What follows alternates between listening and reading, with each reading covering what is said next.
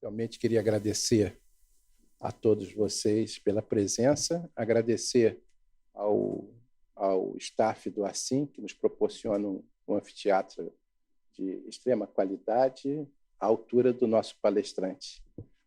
Essa palestra de hoje faz parte do processo de reativação do nosso centro de estudos e nós pulamos um mês por um contratempo que teve na realização. Houve uma modificação de cenário da apresentação, que era normalmente feita lá no hospital, lá no Memorial, no FUAD, e por solicitação da presidente do grupo, a professora Denise, pediu que a gente começasse a fazer essas apresentações aqui no Assim, aqui dentro da torre, que tem uma estrutura que a gente pode ver que é muito melhor do que nós temos lá no hospital, muito mais bem preparado para esse tipo de apresentações, e a partir daí a gente vai manter essa programação, as nossas bimensais, aqui nessa estrutura.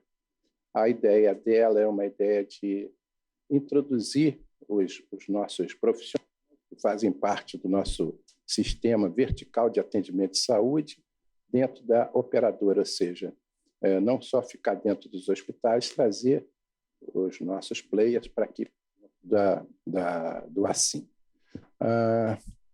Então, eu queria, à vontade, já agradecer e agradecer um agradecimento especial ao Dr. André, que se predispôs a preparar, a gente sabe que isso dá trabalho, e mostrar para apresentar para todos nós aquilo que a gente faz. A ideia é realmente ir reverberando o que a gente faz de qualidade dentro não do Hospital Memorial, mas dentro do grupo Assim. Não é uma coisa só do hospital. Ver se a gente consegue trazer palestrantes de outros hospitais também para apresentar a realidade deles, que também é a nossa realidade. Queria agradecer às meninas lá do hospital e agradecer aos colegas também, que são médicos, que estão aqui para nos prestigiar. Ok, André? Boa sorte. Obrigado, doutor Miranda. Obrigado pelo convite para falar sobre esse tema tão importante hoje, o tratamento da estenose da válvula aórtica, né, que é o implante transcatéter da válvula aórtica, TAV. É muito honroso estar aqui com os senhores hoje, podendo apresentar. Bom, eu vou prometer ser sucinto e breve. A história da válvula aórtica, ela se iniciou, na verdade, com Leonardo. Alô?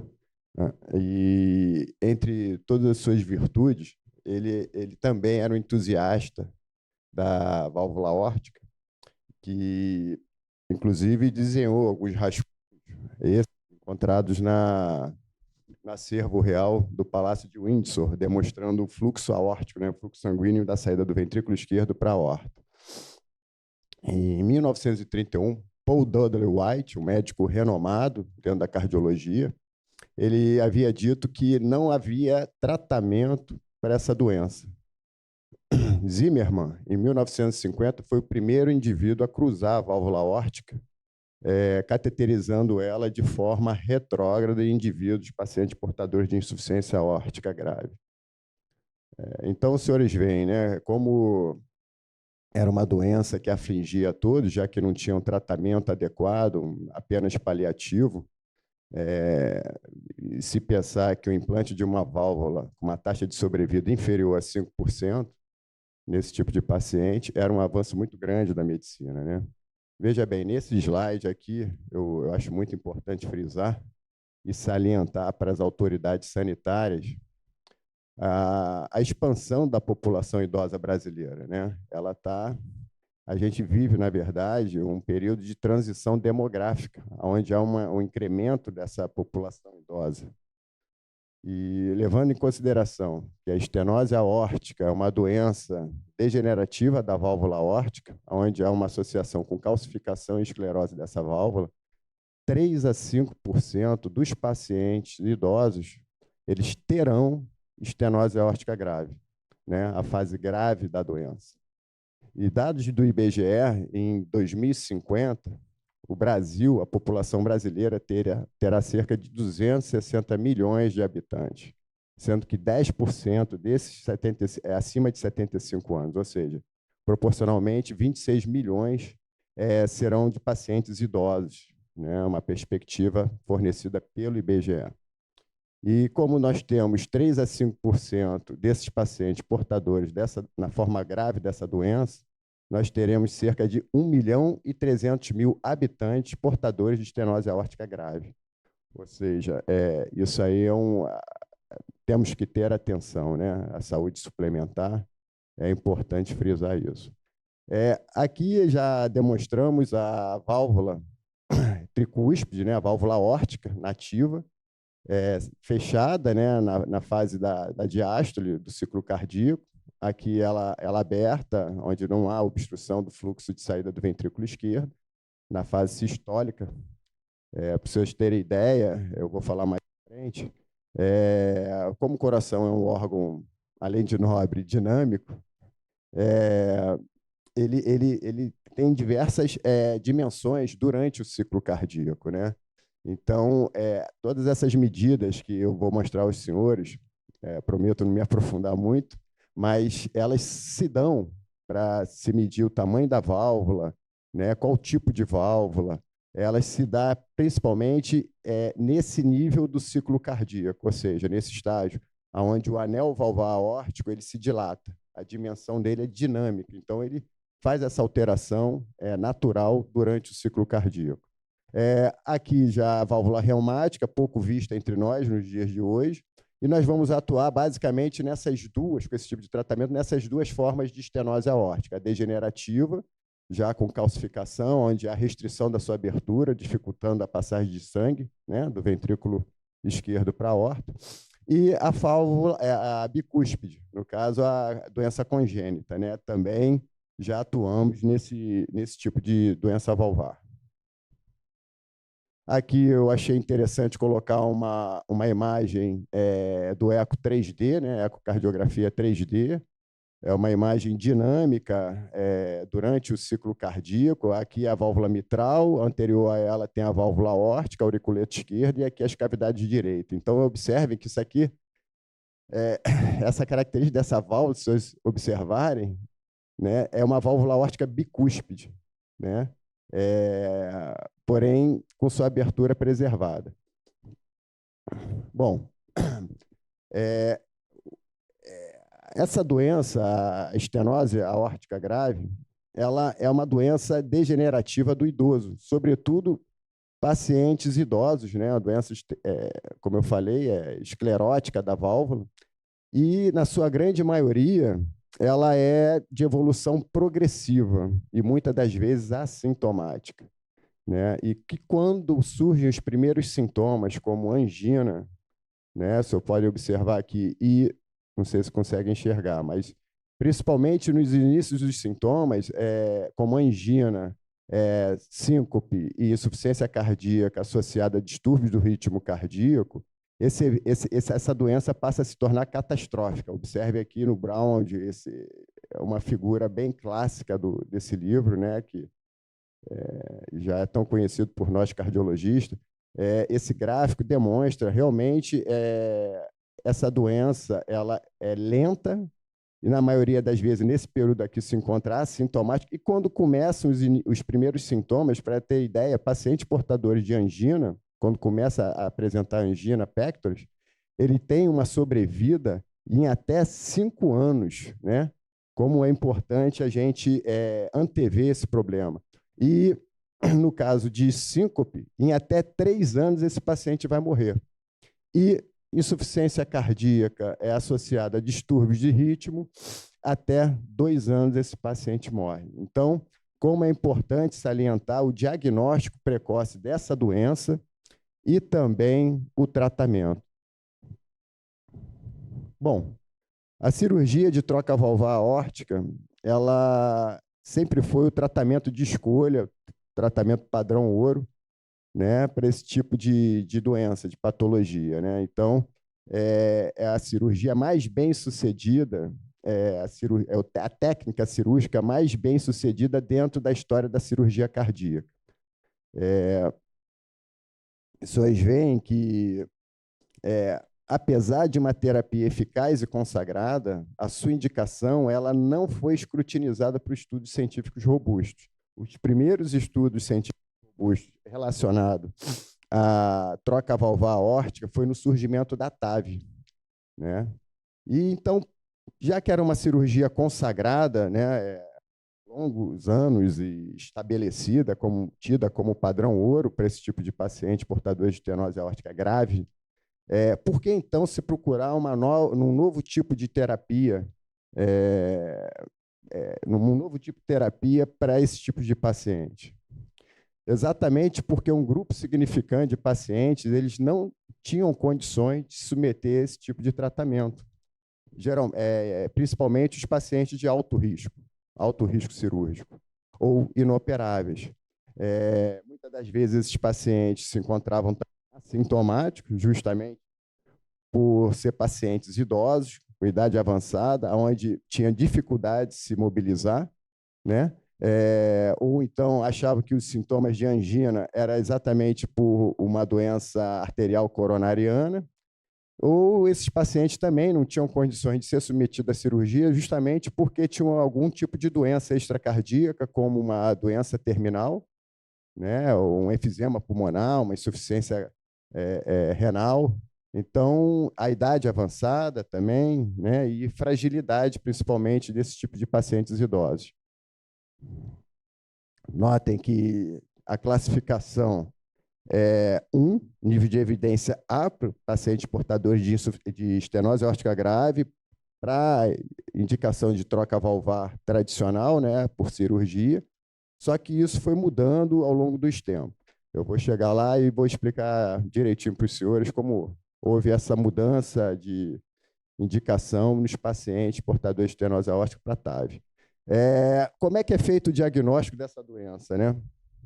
Ele tem dois tipos, diagnóstico clínico e tem também o diagnóstico através do ecocardiograma.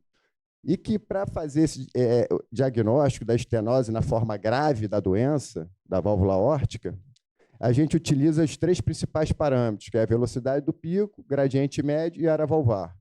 A velocidade de pico acima de 4 milímetros por segundo, gradiente médio, milímetros de mercúrio também é acima de 40 e a área valvar abaixo de 1. São esses três principais parâmetros que nós utilizamos para diagnosticar a estenose aórtica grave. Bom, aqui rapidamente a classificação. Nós vamos atuar basicamente na forma grave da doença, né? Esse nicho de pacientes sintomáticos ou pacientes assintomáticos também. Né? Pacientes assintomáticos, geralmente a gente estratifica ele colocando um teste de esforço para ver se realmente esses pacientes, como eu falei, são assintomáticos ou porque estão usando algum tipo de medicação paliativa, né, para melhorar o quadro clínico do paciente. Bom, falar rapidamente como tudo começou com Alan Cribier, um médico renomado, né, dentro da área da cardiologia, onde ele fez a primeira valvuloplastia aórtica em 1986, publicado em 1987 pelo Jack, e durante anos foi deixado para trás justamente pelo alto grau de recidiva desse tipo de tratamento percutâneo, da valvuloplastia aórtica. Aqui, nesse caso, não tinha implante de válvula nenhuma. E esse tipo de procedimento ele foi, na verdade, deixado de lado justamente pela alta recidiva, né, como é complacente, é como se fosse uma angioplastia coronariana sem stent, né? Então, o recoil dessa musculatura da válvula, ela voltava novamente, então foi deixado para trás. Para vocês terem ideia, hoje menos de 100 procedimentos por ano realizados no SUS. Hoje, atualmente, esse procedimento ele serve basicamente, em pouquíssimas indicações, apenas para pacientes que irão fazer tratamento paliativo, servindo como ponte para uma troca valvar aórtica ou principalmente para TAV. Em 2002, Cribier ele realizou é o primeiro implante de válvula aórtica percutânea em pacientes portadores de estenose aórtica grave, né? Ele fez isso de forma venosa, de forma anterógrada, né? Acessando o septo, né? Através de uma punção transeptal, acessando com isso o ventrículo esquerdo e posicionando a válvula e liberando uma válvula balão expansível. Olha só como ela era antes, né? Uma válvula que vem montada em cima de um balão, como se fosse exatamente uma angioplastia, né? Parece até que é um stent, mas não é. Obviamente, é um device muito maior do que o stent, mas coronário. Mas vejam que é uma válvula balão expansível. Foi a primeira implante, posicionou aqui, ó, na raiz da aorta, ao nível da válvula aórtica, e liberou ela. Enfim, esse foi o primeiro caso de implante transcatéter da válvula aórtica. E essa terapia, então, observando o sucesso dela, né, com baixas taxas de complicação, morte total, morte de origem cardíaca, stroke, menor índice de complicação vascular, hemorrágica. Essa válvula foi sendo desenvolvida, né? Essa terapia foi sendo desenvolvida nesse nicho de pacientes idosos. E aqui em 2008 foi realizada a primeira TAV no Hospital Einstein, na paciente Dona Celir. Foi o primeiro caso de implante transcatéter da válvula aórtica em pacientes portadores de estenose aórtica no país. E hoje, provavelmente, já muito difundido no mundo inteiro, esse tipo de terapia hoje já se encontra em mais de 700 mil implantes no mundo.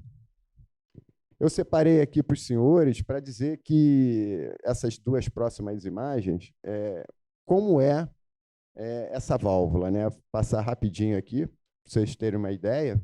Existem dois tipos de válvula aórtica, que é implantada através do catéter, né? Que é o TAV. Percutânea. A balão expansível, que é essa aqui, uma válvula de primeira geração, da Edwards, né? Essa daqui já é a Sapiens, produzido pela Edwards, né? A indústria. Notem que existe uma estrutura metálica, ela é revestida por um tecido de pericárdio bovino, e, obviamente, como essa aqui é uma válvula de primeira geração, notem que existe uma bainha que na parte inferior da válvula, onde ela é implantada e tem contato com a válvula nativa aórtica. E, para os senhores terem ideia, como eu falei, era uma válvula de primeira geração, esse device, onde as estruturas ainda eram de maneira grotesca. E, a partir do passar dos anos, obviamente, a tecnologia foi se modernizando, foi se aprimorando. E isso aqui, no caso, essa haste metálica é feita, essas células de aço inox. Hoje em dia, fabricada atualmente, estamos na válvula de quinta geração. Em vez de ácido inox, hoje já é cromo e cobalto. Então, o perfil já vai mudando, né? E o design dela, já colocaram uma saia aqui embaixo para evitar exatamente leak paravalvar, que é um fator preditivo para morte independente, forte preditor independente de morte. A gente, quando implanta essa válvula, tenta ao máximo deixar um leak paravalvar ou uma insuficiência da válvula aórtica. Após o implante, a gente sempre faz uma angiografia de controle. Se achar que pode dilatar essa válvula com um balão, a gente vai lá e pós-dilata exatamente para evitar ao máximo deixar link paravalvar. Então, ela vem montada, balão autoexpansível, a respeito não só do device, do sistema delivery, né, que carrega essa válvula, ele também sofreu muita modificação, desde a válvula de primeira geração até hoje, de quinta geração, para vocês terem ideia. Esse sistema delivery, que 95% dos procedimentos são realizados através da via femoral direita, né? Salvo exceções, existem outras vias de acesso também, né? Porém, essa é a mais comum, né? E é a mais fácil, né, de se fazer. Na verdade, não é fácil, menos complicada. E o device aqui de sistema delivery, nessa ocasião aqui, era de 24 frentes, né? Para vocês terem ideia, hoje a gente já utiliza sistema com 14 frentes, né? 14 frentes, ou seja, levando em consideração que um frente tem 0,33 milímetros, 24 frentes são 8 milímetros. Então, você, para fazer uma punção numa artéria femoral, para você tentar passar esse sistema via femoral, normalmente, naquela época, a gente chamava uma equipe, né, de cirurgia vascular para poder fazer a via de acesso para a gente. Já com essas válvulas de quinta geração, normalmente a gente não necessita mais da equipe, salvo se tiver alguma complicação, e aí sim a gente recorre a eles. Mas hoje em dia a gente faz por punção o acesso e utiliza 2 dispositivos ProGlide de sutura dessa artéria ao término do procedimento. Então, são esses detalhes importantes que foi mudando os guidelines, né? E as indicações em pacientes até de baixo risco. Vamos chegar lá. Aqui já é a válvula autoexpansível, o outro modelo de válvula de TAV. É uma válvula já posicionada aqui na raiz da aorta. Vejo que os ossos coronários estão livres, né? Uma porção superior, aonde fixa essa válvula. Veja bem, ela tem 3 características principais: a parte inferior, média e superior. A inferior, ela possui uma alta força radial, onde ela fica exatamente localizada a nível da válvula nativa, né? Essa alta força radial ela serve para evitar justamente o leak paravalvar, é onde comprime os folhetos. É nessa hora que a gente tem que tomar cuidado e não ocluir os ossos coronarianos, senão a gente acaba tendo um procedimento catastrófico, né? Com oclusão dos ossos coronários. E a parte média vocês veem que ela é curvilínea, então ela serve exatamente para poupar os ossos coronarianos, tá? E a parte superior, onde tem um maior diâmetro, ela serve exatamente onde tem uma baixa força radial, porém ela serve para ajustar e fixar essa válvula no tubo aórtico. Vejam que ela é de tecido, essa nesse caso é pericárdio porcino, né? E ela é feita de nitinol, diferente da outra válvula, que é a balão expansível. Por que nitinol? Porque é um material metálico que, em contato com o sangue, ela esquenta e ela vai automaticamente se expandindo ao passar do tempo, né?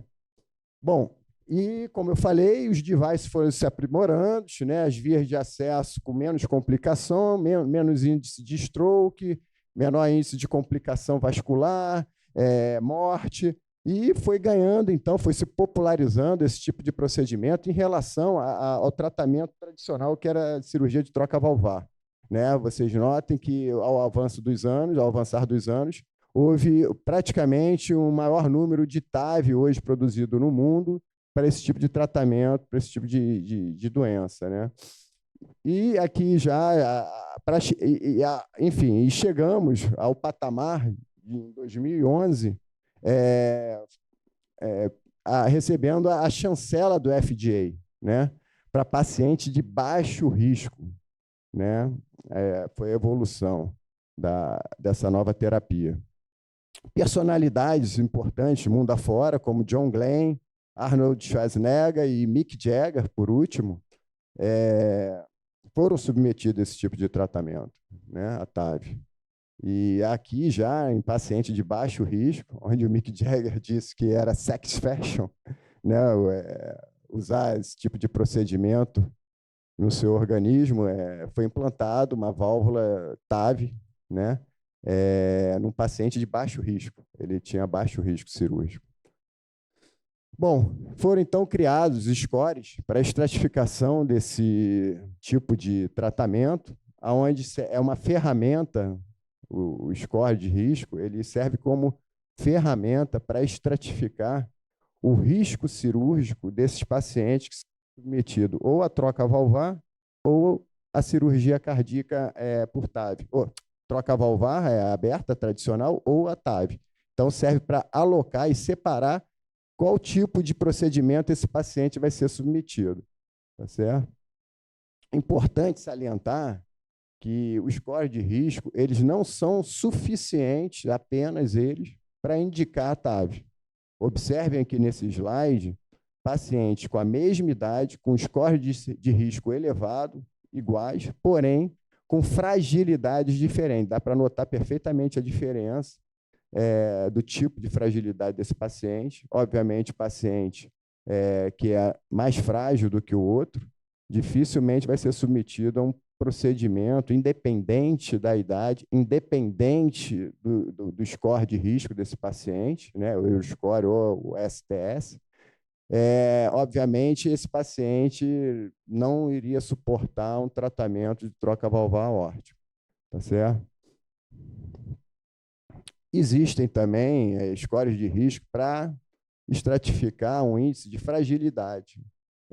Porém, é pouco utilizado. Hoje em dia é uma coisa que não tem muita dificuldade, uma situação que não existe dificuldade em você observar se um paciente é frágil ou não frágil. Na realidade, as pessoas que têm mais contato, né, durante o exame físico do paciente, eles já conseguem identificar essa situação. Fragilidade é um estado de vulnerabilidade tipificado pela fraqueza física e diminuição da reserva fisiológica, né? Então, como eu falei, esses dispositivos eles foram se aprimorando e diversos estudos foram sendo publicados, né, mundo afora. Onde tudo começou foi com a série Partner, que, na realidade, utilizaram válvula balão expansível, né? Foi utilizada a válvula balão expansível, onde se compara, ele tem dois grupos, né? O corte A, o braço A, e o corte B.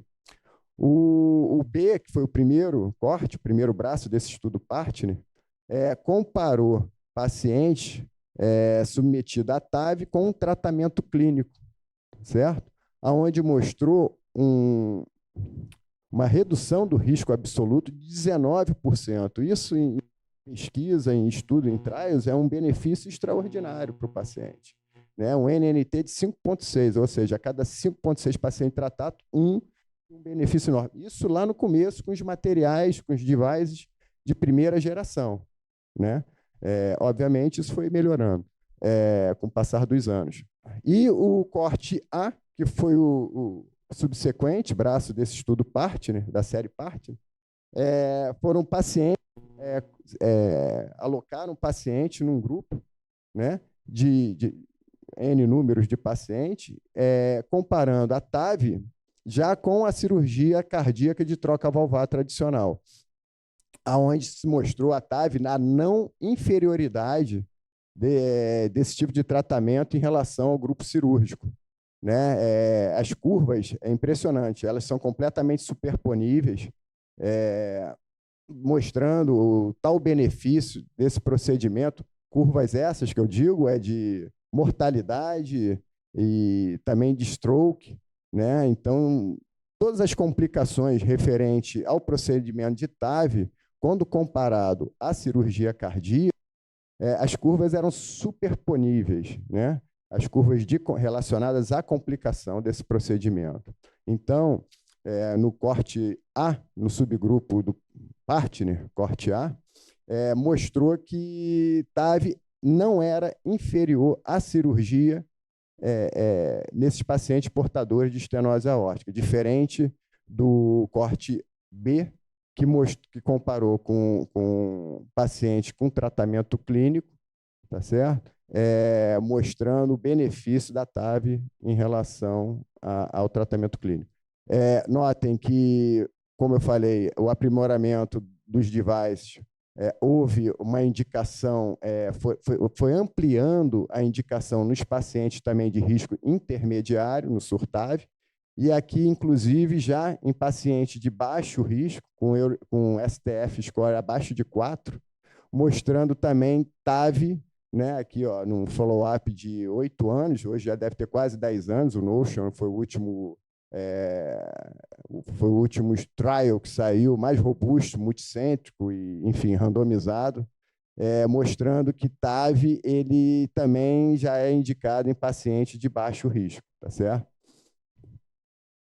Então, resumindo o que eu falei rapidamente, parte no estudo, corte B, mostrou que TAV foi superior ao tratamento clínico em pacientes de risco cirúrgico proibitivo. O corte A, o braço A desse estudo, mostrou que TAV não inferior ao tratamento cirúrgico em pacientes com alto risco cirúrgico, né? Esse já ainda com os dispositivos antigos, com alto perfil. O Surtav não inferior à cirurgia para risco intermediário, e o Notion, esse procedimento de TAV não foi inferior à cirurgia em paciente com baixo risco cirúrgico, já com os dispositivos novos, né? Baixo perfil e melhor desempenho. Isso foi ganhando, foi ampliando as indicações e chegou a tal momento que a primeira diretriz da SBC, que incluiu esse procedimento TAV, foi em 2008, 2012, onde mostrou que era a indicação de TAV era nível 1, nível de evidência, classe 1, nível de evidência B, em relação à cirurgia cardíaca. Porém, com a evolução desses devices, foi se ganhando, ampliando as indicações, e hoje, vocês podem observar, né, saiu a diretriz da SBC de 2020, né, a mais recente, e também a americana, mostrando que TAV, em relação à cirurgia cardíaca, em pacientes com baixo risco cirúrgico, acima de 70 anos, é classe 1, nível de evidência A. Né? Isso muda completamente o paradigma dessa doença. Como eu falei, esse procedimento é realizado em pacientes idosos, né? E que com baixo índice de complicação. Então, foi ganhando um amplo espectro, né, de se indicar esse tipo de tratamento. Vocês notam aqui os guidelines progredindo, 2014, 2017, 2020, já ganhando uma indicação maior em pacientes de baixo risco, tá certo? Comparando com os pacientes de cirurgia cardíaca em vermelho. Anotem aqui, em azul, TAV, em vermelho, os pacientes de troca valvar aórtica. E como é feita essa seleção dos pacientes para serem submetidos, né, a esse tipo de procedimento, para ver se ele é elegível?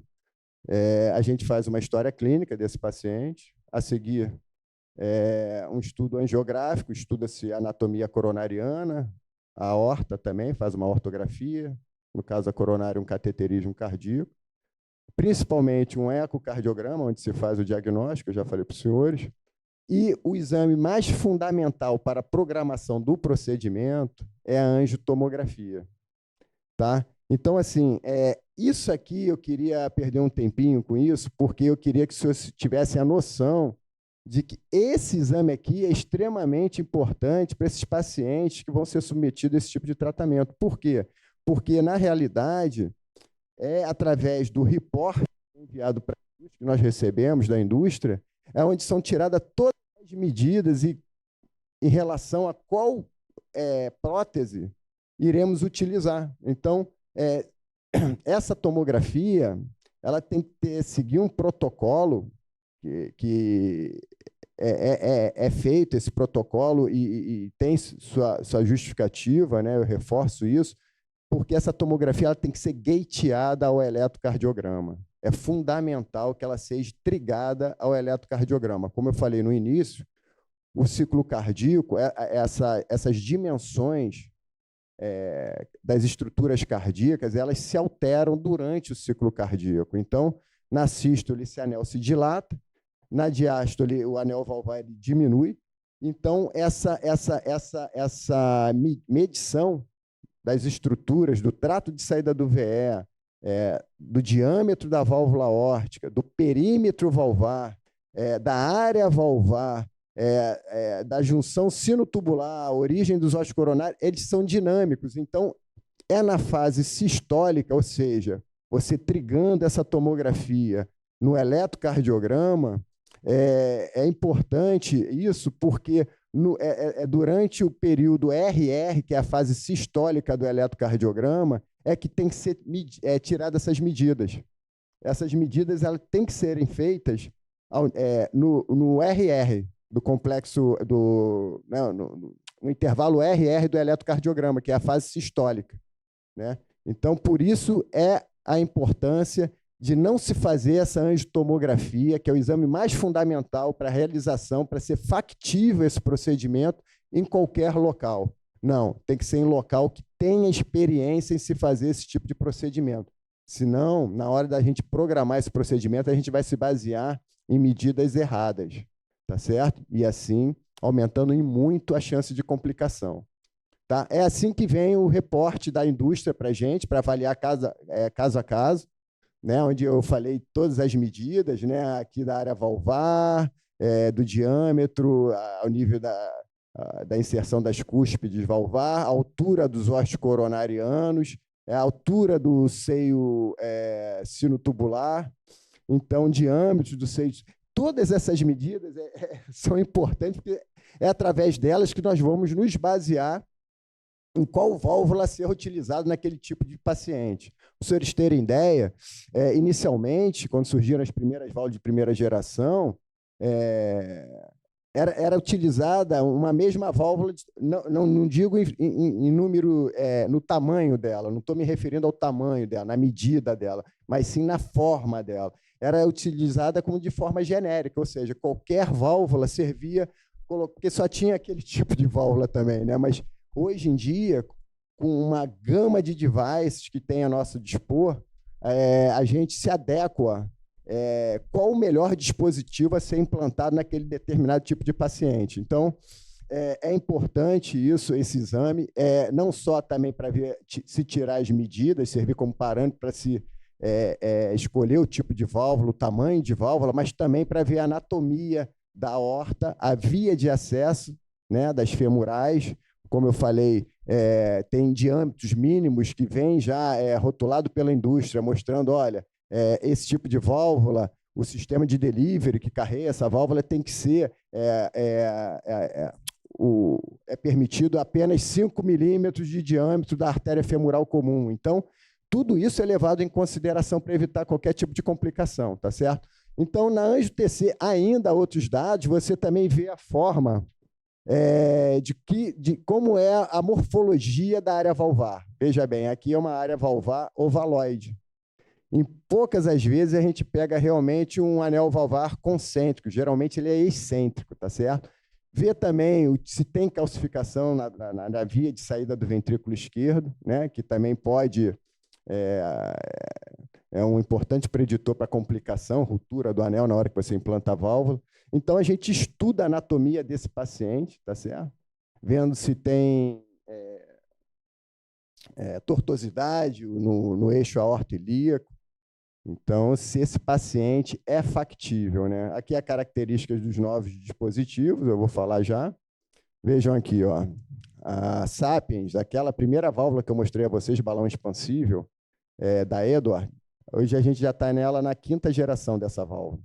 Vocês observem a diferença, o perfil mais baixo, como eu falei, o metal é cromo e cobalto, é uma válvula balão expansível, pericárdio bovino. Aqui são os tamanhos da válvula, né, as dimensões 20, 23, 26, 28.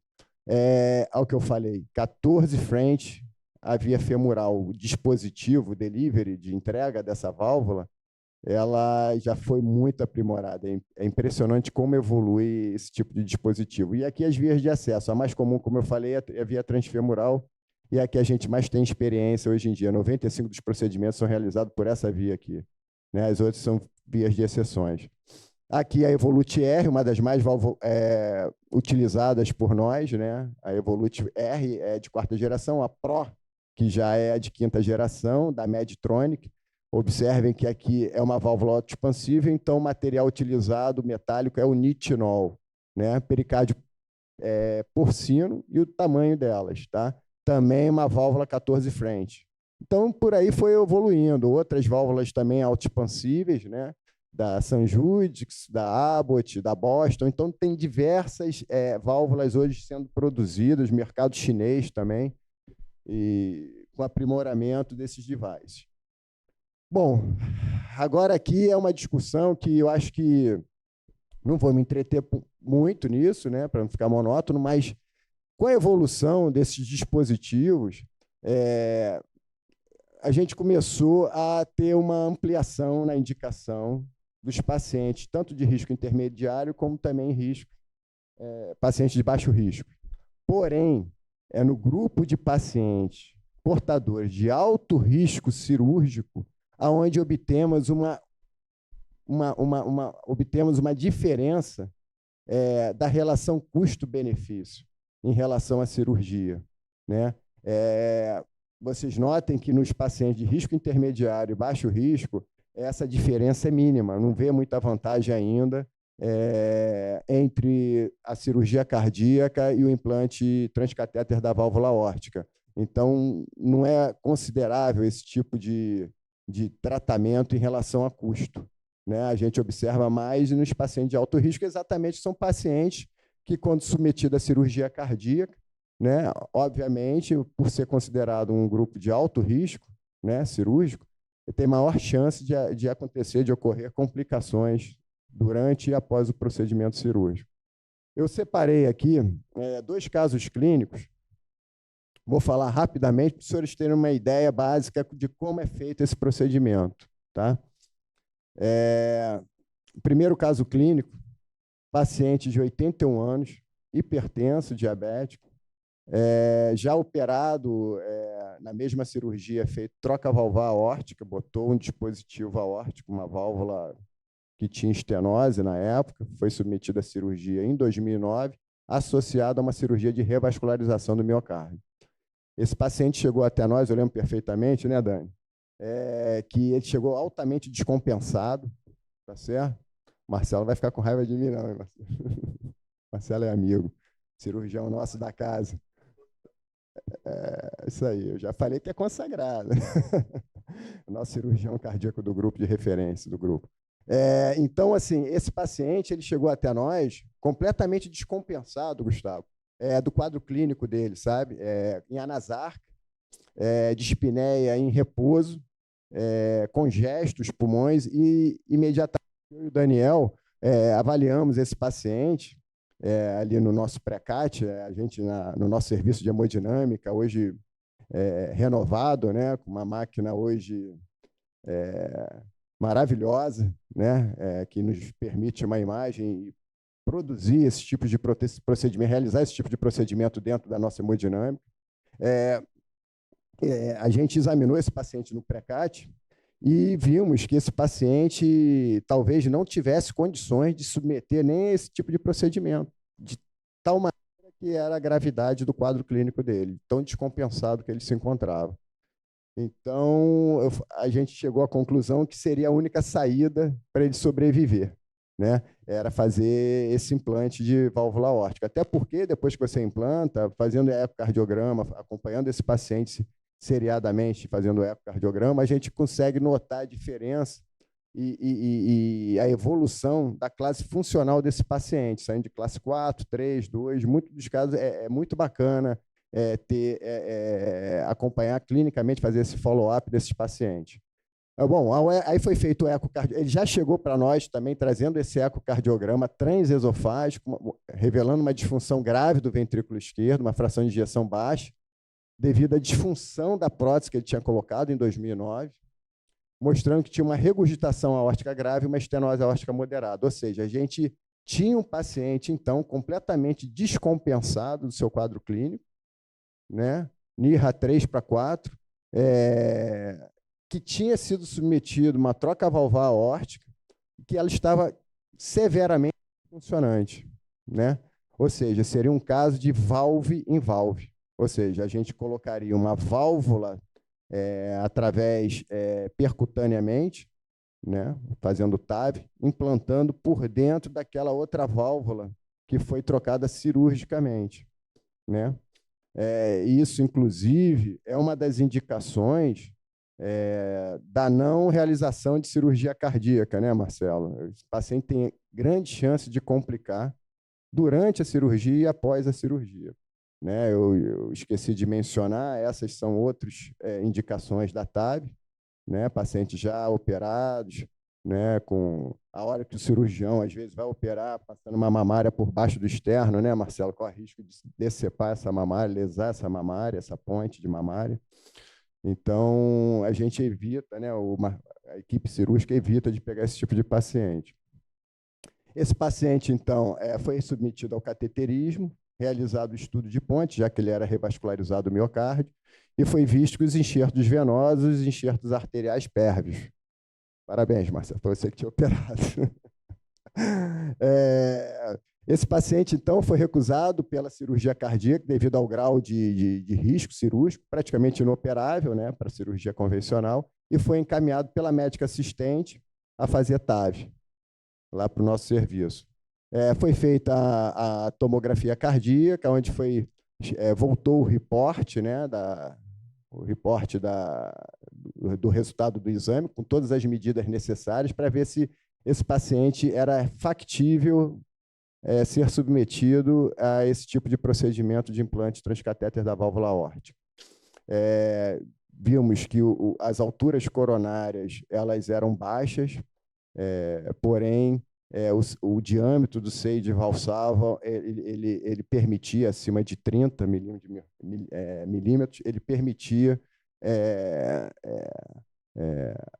realizar esse tipo de procedimento nesse paciente. Estudamos as vias de acesso, pouca tortuosidade na ilíaca direita, né? Uma certa quantidade moderada, né, de calcificação aqui na aorta infrarrenal, e o principal, conseguimos medir, como eu falei, através da tomografia trigada ao eletrocardiograma, né, gateada no eletro, tiramos a medida do anel valvar aórtico. Observamos também que a angulação do trato de saída do ventrículo esquerdo com a aorta era factível realizar o procedimento. E aqui são imagens desse procedimento, vou falar rapidamente como foi feito, tá? Veja aqui, ó. A gente funciona, falar rápido, tá? Para não ser monótono, mas a gente funciona a veia femoral esquerda, transpassa e posiciona o cabo de marca-passo provisório a nível do ventrículo direito para nos dar um backup, né? Se houver algum tipo de distúrbio do ritmo desse paciente durante e após o procedimento. Funcionamos a artéria femoral esquerda, onde a gente passa através dela com uma bainha 6-7F e posiciona um catéter pigtail que vai ao nível do nadir do seio não coronariano para exatamente ver a posição dessa válvula. E a seguir, funcionamos a via principal, como eu falei, é feito por punção e não por dissecção, né? A gente utiliza um método minimalista. O que quer dizer isso? É minimamente invasivo, a gente tenta ser ao extremo. Então, em vez de dissecar esse acesso principal vascular na artéria femoral, a gente faz por punção. Uma outra característica, ao invés de fazer com o paciente em sedação, em anestesia geral, entubado, a gente também evita de fazer dessa maneira e faz através de sedação, uma leve sedação. E o outro aspecto importante na técnica minimalista, a gente utiliza o ecocardiograma transtorácico ao invés do transesofágico. Então, é basicamente isso. Esse paciente, nesse caso, a gente teve que fazer com ele entubado, justamente porque ele estava muito descompensado, né? Por pouco a gente não cancelou esse procedimento para esperar compensar melhor esse paciente e poder deitar ele na sala. Então, para ter uma maior segurança do procedimento, nós optamos por fazer ele com anestesia geral entubado. Bom, aqui já subimos com a prótese, né? Ela vem encapada, é uma prótese autoexpansível, onde as medidas dela são feitas através da análise do seu perímetro da válvula nativa. A gente posiciona ela, como eu falei, utilizamos o pigtail alocado no seio não coronariano e utilizamos ele como parâmetro, como nadir das válvulas para a gente como parâmetro, né? E exatamente posicionar essa válvula no local correto. Ela é trilhada através desse guia extra suporte dentro do ventrículo esquerdo, inclusive temos que ter muito cuidado para não haver perfuração, que é uma das maiores complicações durante a realização desse procedimento de TAV. Né? E a partir daí, vendo que ela está posicionada corretamente através de uma ortografia, né, a gente começa, então, a liberar essa válvula, né, lentamente. Veja que a gente começa a puxar aqui o sistema de liberação da válvula, vai desencapando ela, juntamente com a ortografia, e podemos observar que ela está nessa posição correta. E damos prosseguimento à liberação, após ter visto que está na correta posição. Outra a ortografia. Aqui, nesse nível, a válvula já está funcionando, então não precisa mais de ter pressa na liberação. A gente precisa apenas confirmar que está sendo bem alocada essa válvula. Quando já tem mais de 50% da liberação da válvula da TAV, ela já começa a funcionar. Aqui já está funcionando a válvula que a gente está implantando.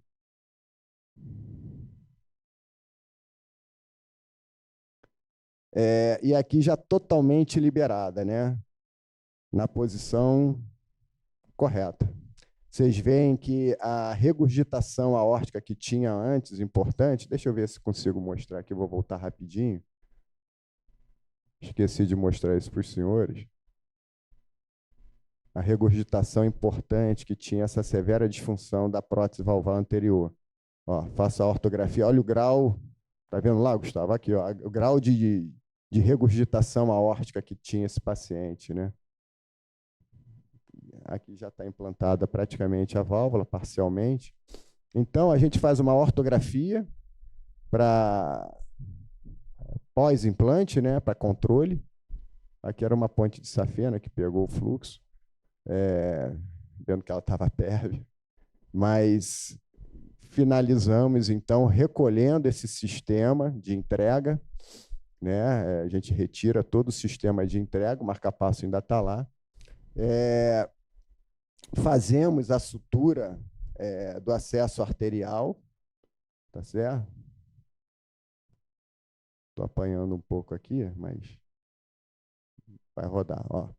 Então, a gente faz uma arteriografia seletiva do eixo ilíaco femoral, que após o fechamento da via de acesso principal, a gente consegue observar que não houve alteração no fluxo, tá certo? Sem alteração no fluxo. E retiramos, então, as bainhas contralateral, né, tanto venosa, após a retirada do marca-passo provisório.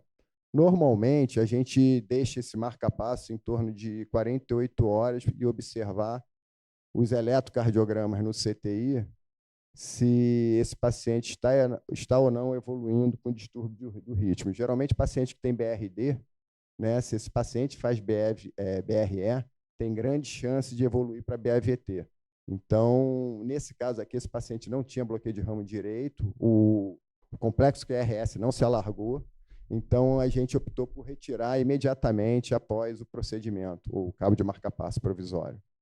Esse paciente permaneceu internado 7 dias para compensação do quadro clínico. O ecocardiograma após intervenção não mostrou regurgitação aórtica, tá certo? Que era o motivo pelo qual ele foi submetido a esse procedimento. O gradiente médio dele de 5, né, da válvula, e uma área valvar maior do que 2. Após 60 dias do procedimento, esse paciente encontra-se em casa com classe funcional 1. Impressionante, né, o benefício que houve para esse paciente. Aqui mais um caso clínico, vou falar bem rapidinho, mas é outro tipo de válvula, essa aqui já é balão expansível. Vamos lá, um paciente de 80 anos, hipertenso dislipidêmico, já revascularizado o miocárdio em 2004, ele vinha evoluindo, chegou até nós com uma dispneia progressiva, NIRA2, e dor torácica aos esforços. Nesse caso, ele tinha angina, né? Angina do peito, que também é causa de angina e estenose aórtica grave. O ecocardiograma torácico que ele realizou, ele tinha uma válvula aórtica bicúspide, com uma estenose aórtica grave. Ele tinha uma área valvar de 0,6, ou seja, um orifício valvar muito pequeno, com gradiente médio de 41, uma velocidade máxima de 4,4. Esse paciente foi submetido ao cateterismo.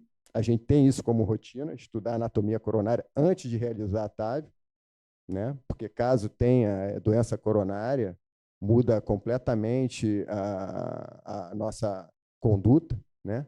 Ou, se tiver a indicação de fazer angioplastia, ou então, se esse paciente tem um baixo risco cirúrgico ou nenhuma outra contraindicação, o paciente talvez tenha que ser alocado num grupo cirúrgico, já que tem doença coronária associada à estenose aórtica, né? Então, esse paciente ele fez um CAT, um estudo de ponte, onde mostrou os enxertos venosos e arteriais pérvios. Aqui foi feito o risco score desse paciente com STS, estava elevado. E nota-se uma característica importante dos pacientes que têm válvula aórtica bicúspide, o anel valvar, normalmente, ele é elipsoide, ele é excêntrico e não concêntrico, que dificulta muito a posição e evitar também aquele leak paravalvar, que eu falei que é um fator predisponente de morte, dificulta muito o implante dessa válvula, né? Você evitar não é um implante, na realidade, você diminuir esse leak paravalvar, a gente tem uma certa dificuldade, porque não é um anel concêntrico, tá certo? Nesse caso, a válvula balão expansivo já é utilizado, balão expansivo já é utilizado o perímetro da válvula, do anel valvar, né? Diferente da autoexpansiva, que é utilizada a área como medição para servir de parâmetro para a confecção da válvula, qual o tamanho da válvula a ser utilizada, né, da TAV. E note-se que ele tinha uma espícula de cálcio, bem aqui no trato de saída do ventrículo esquerdo, que também é um preditor de complicação durante o procedimento. Essa espícula de cálcio, quando você libera essa válvula, ela é igual como se fosse uma lâmina, que pode cortar o anel valvar e romper aquela estrutura tanto do trato de saída do ventrículo esquerdo, como ocorrer uma ruptura do anel valvar. Isso geralmente é catastrófico, não dá nem tempo para o paciente chegar no centro cirúrgico para ser operado de emergência. Foi-se optado, olha, vejam aqui, uma válvula aórtica bicúspide, cheia de calcificação, né? E essa espícula de cálcio aqui, ó, às 4 horas, ela realmente demonstra muita cautela da parte da equipe médica. Era um tipo 1, tipo 0, que é a mais comum. A angulação do trato de saída do ventrículo esquerdo com a raiz da aorta era uma angulação favorável, abaixo de 90 graus.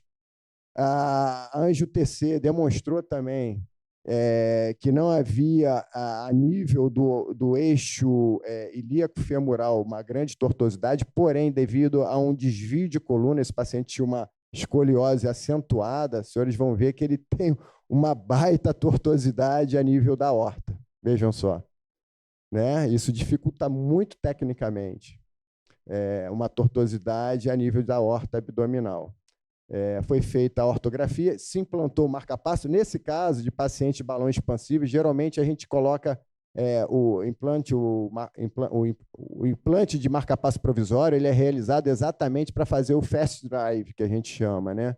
Ou seja, na hora que está posicionando a válvula, devido ao grande gradiente, grande fluxo, né, grande pressão que se passa na raiz da aorta, é difícil você posicionar com cautela e liberar ela na posição correta, né, o dispositivo. Então, corre risco desse dispositivo, na hora que você está implantando, ele migrar tanto para a aorta, como também para o ventrículo esquerdo.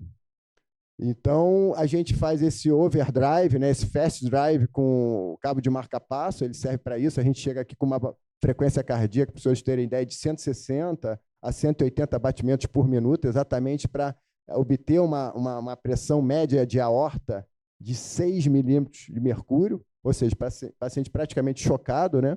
para que possamos posicionar aqui, ó. Tá vendo a frequência cardíaca elevada aqui?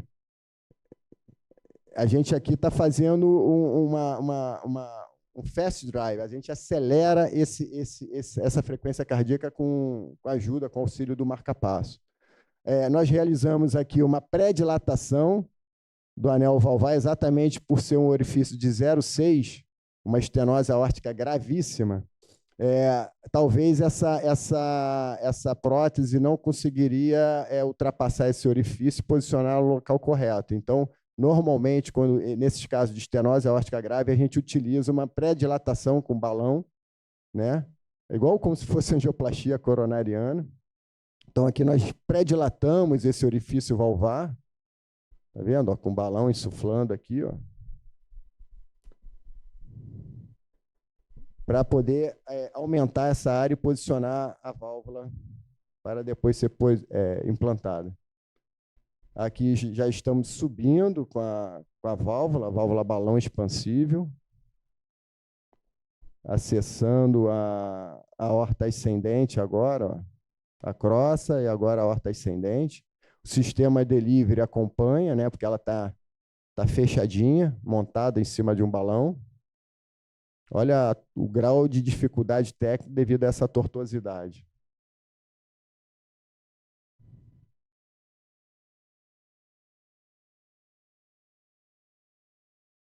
Aqui tem um delayzinho aqui no controle. Olha, fazemos uma ortografia pré-implante de controle, né, uma angiografia aorta. E aqui a gente vê que, após estar posicionada corretamente no anel valvar, começamos a liberar ela, ou seja, começamos a insuflar o balão. Olha, aqui sim, mostra perfeitamente, vou voltar aqui, o fast drive utilizando o marca-passo. Aqui, ó, a frequência cardíaca, aqui, como é que está acelerado esse coração. Exatamente na hora da liberação da válvula, exatamente para evitar aquela complicação de essa válvula ela migrar para a aorta ou para dentro do ventrículo esquerdo, ela escorregar. E aqui já a válvula posicionada. Observem que ainda tem aqui uma regurgitação aórtica, mas é devido a esse cabo aqui, esse fio guia, né, que estava trilhando a válvula. Vocês observem que tem realmente uma regurgitação da válvula que, após a retirada desse fio guia extra-suporte de dentro do ventrículo esquerdo, desaparece completamente a regurgitação. Tá certo?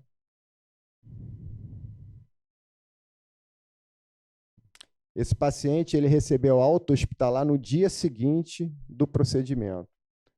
Ele encontra-se assintomático já há 3 meses após o procedimento. Então, esses foram os 2 casos clínicos, eu espero poder ajudar, mas antes disso eu gostaria de concluir rapidamente esses tópicos importantes em relação à TAV.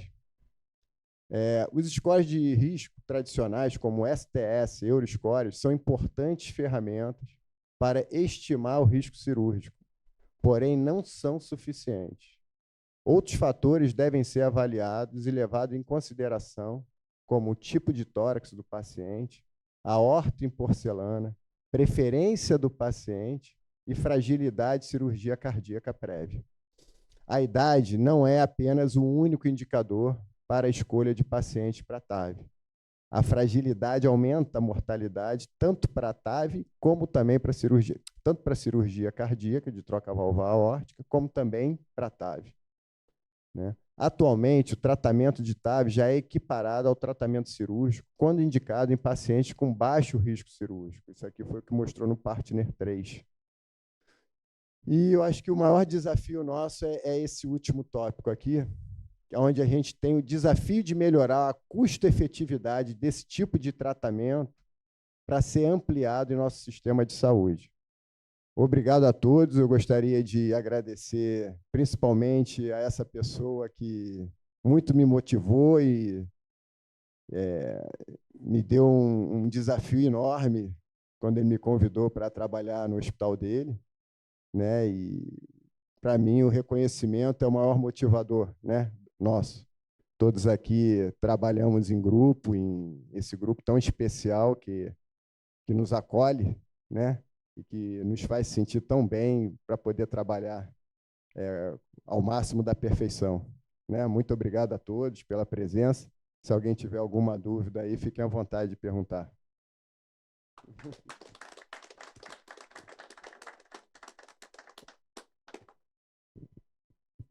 E aí, alguém tem alguma dúvida, alguma pergunta?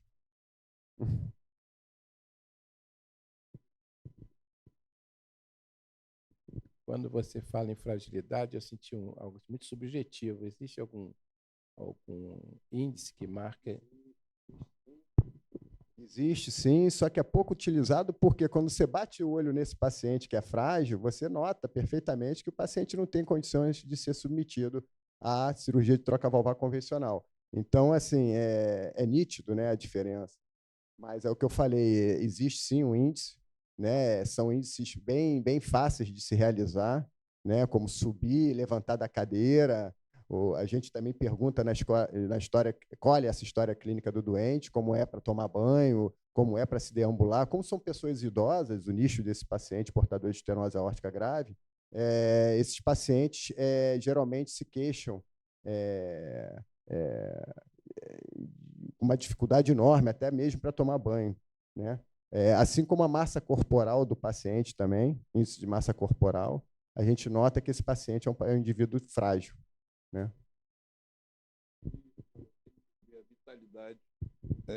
Medir a vitalidade do paciente. Como você faz? A vitalidade do paciente, na verdade, é pela história clínica do paciente, né?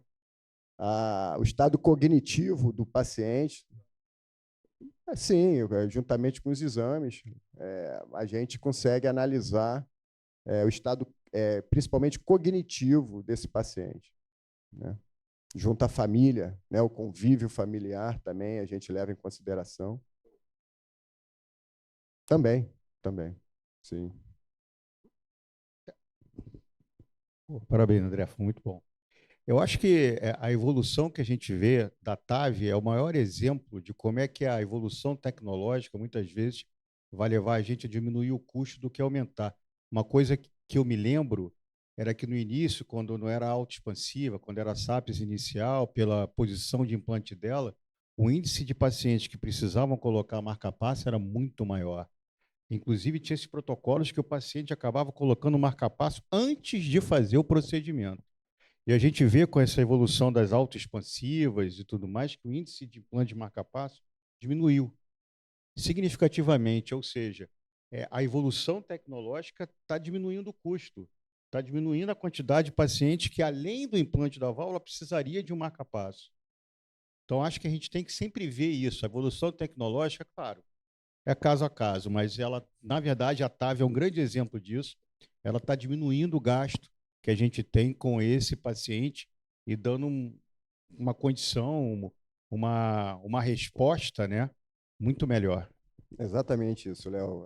Concordo plenamente.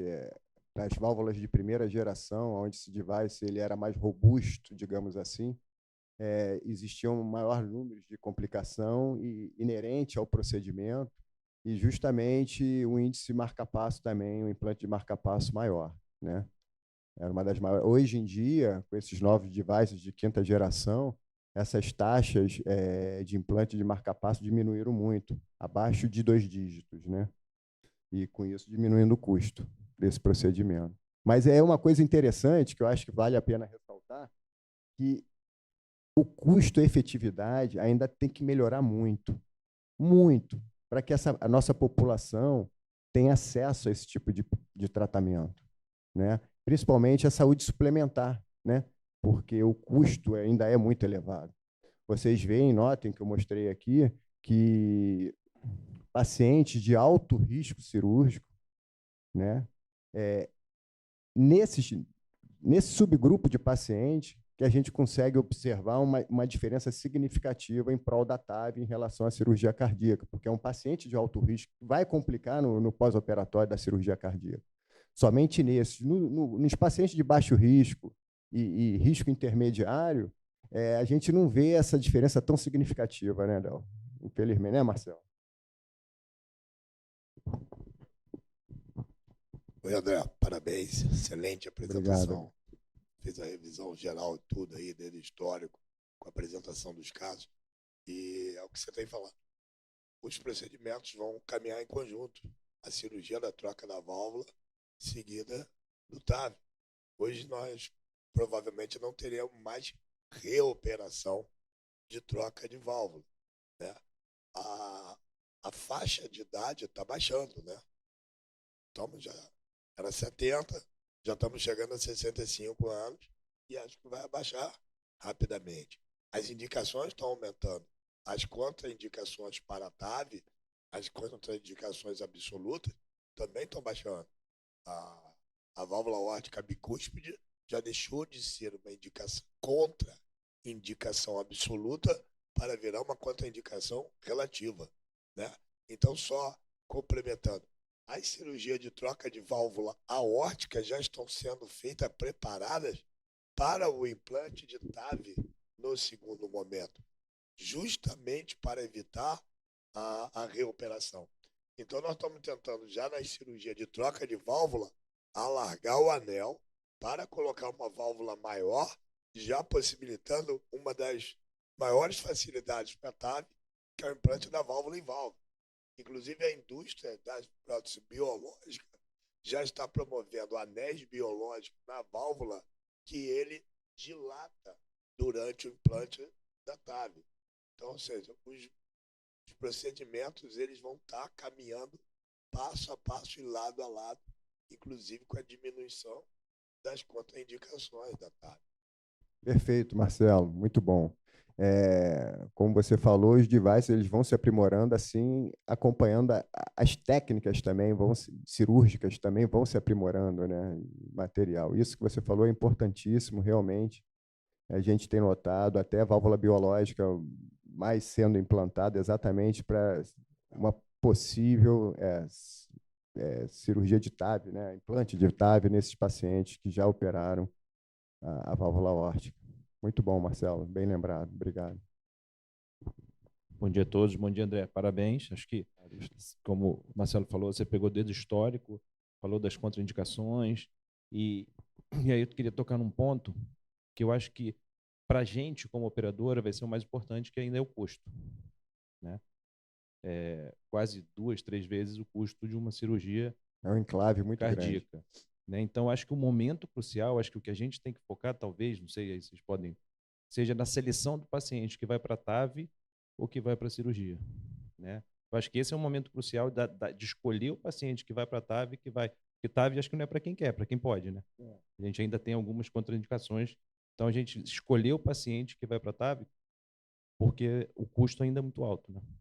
Sim, pensando em custo, é por isso que a gente utiliza essa ferramenta tão importante que são os scores de risco, né? Tanto o STS, que nos baliza em relação a isso, como o Euroscore. Porém, na literatura já está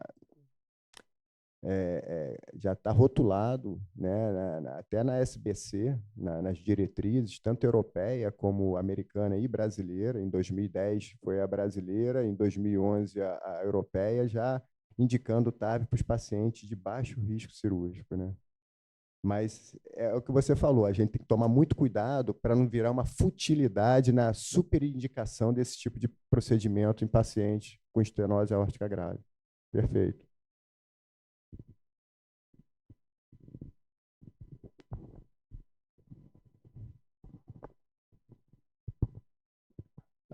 Mais uma vez, agradeço a presença de vocês, parabenizo o palestrante pela brilhante apresentação. Fica aqui patente a importância do estudo, a importância da evolução que a gente vem alcançando, não só do ponto de vista humano, como tecnológico.